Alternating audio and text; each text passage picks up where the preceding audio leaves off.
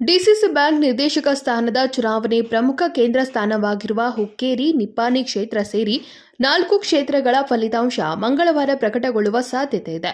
ಸಹಕಾರಿ ವಲಯದಲ್ಲಿ ತೀವ್ರ ಜಿದ್ದಾಜಿದ್ದಿಗೆ ಎಡೆಮಾಡಿಕೊಟ್ಟಿದ್ದ ಡಿಸಿಸಿ ಬ್ಯಾಂಕಿನ 16 ಸ್ಥಾನಗಳ ಪೈಕಿ 9 ಸ್ಥಾನಗಳಿಗೆ ಅವಿರೋಧ ಆಯ್ಕೆ ನಡೆದಿತ್ತು.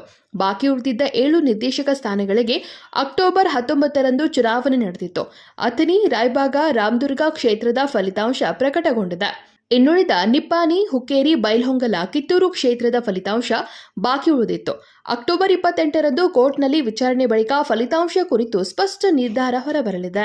ನಿಪ್ಪಾಣಿ ಕ್ಷೇತ್ರದ ಅಣ್ಣಾ ಸಾಹೇಬ್ ಜೊಲ್ಲೆ, ಉತ್ತಮ್ ಪಾಟೀಲ್, ಹುಕ್ಕೇರಿ ಕ್ಷೇತ್ರದ ರಮೇಶ್ ಕತ್ತಿ, ಬಸನಗೌಡ ಪಾಟೀಲ್, ಬೈಲಹೊಂಗಲ ಕ್ಷೇತ್ರದ ಡಾಕ್ಟರ್ ವಿ.ಐ. ಪಾಟೀಲ್, ಮಹಾಂತೇಶ್ ದೊಡ್ಡಗೌಡರ್ ಹಾಗೂ ಕಿತ್ತೂರು ಕ್ಷೇತ್ರದ ವಿಕ್ರಮ್ ಇನಾಮದಾರ್, ನಾನಾ ಸಾಹೇಬ್ ಪಾಟೀಲ್ ಕಣದಲ್ಲಿದ್ದಾರೆ.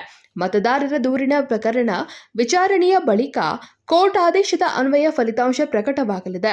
ಅಲ್ಲಿಯವರೆಗೆ ಅಧ್ಯಕ್ಷ, ಉಪಾಧ್ಯಕ್ಷರ ಆಯ್ಕೆ ಪ್ರಕ್ರಿಯೆ ಕೂಡ ಸ್ಥಗಿತಗೊಂಡಿದೆ.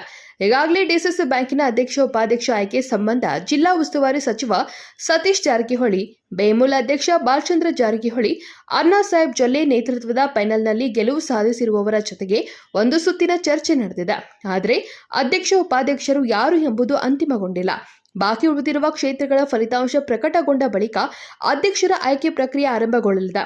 ಈ ವಿಷಯದಲ್ಲಿ ಆತುರದ ನಿರ್ಧಾರಗಳನ್ನು ಕೈಗೊಳ್ಳುತ್ತಿಲ್ಲ. ಅಧ್ಯಕ್ಷ ಸ್ಥಾನಕ್ಕಾಗಿ ಲಿಂಗಾಯತ ಸಮುದಾಯದ 4 ನಡುವೆ ಸ್ಪರ್ಧೆ ಏರ್ಪಟ್ಟಿರುವುದು ನಿಜ. ಜಿಲ್ಲಾ ಉಸ್ತುವಾರಿ ಸಚಿವ ನಿರ್ಧಾರದ ಮೇಲೆ ಎಲ್ಲವೂ ಅವಲಂಬಿತವಾಗಿದೆ ಎಂದು ಬ್ಯಾಂಕಿನ ಹಾಲಿ ಮಾಜಿ ನಿರ್ದೇಶಕರು ತಿಳಿಸಿದ್ದಾರೆ. Bureau report, KMM Kannada news, Belagavi.